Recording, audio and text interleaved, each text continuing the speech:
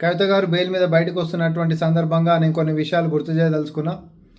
ఏడనో ఢిల్లీలో మద్యం కుంభకోణం విచారణలో భాగంగా మరి తెలంగాణ నుంచి కవిత గారి అరెస్ట్ జరిగిందే తప్ప బీజేపీ బీఆర్ఎస్ చేస్తున్నటువంటి అవినీతి అక్రమాలపైన చర్యలు ఇప్పటివరకు తీసుకోలేదు, తీసుకోబోదు.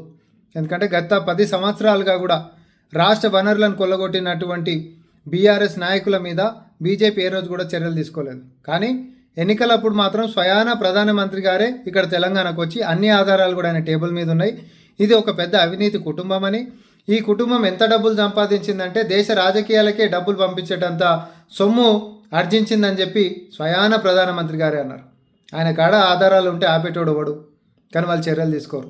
ఎందుకు అనంటే తెర వెనకాల బీజేపీ బీఆర్ఎస్ ఒకటే కాబట్టి, వీళ్ళిద్దరికీ కూడా కామన్ శత్రువు కాంగ్రెస్ పార్టీ మాత్రమే కాబట్టి, ఎన్నికలప్పుడు మాత్రమే ఈ డ్రామాలు ఆడతారు కాబట్టి.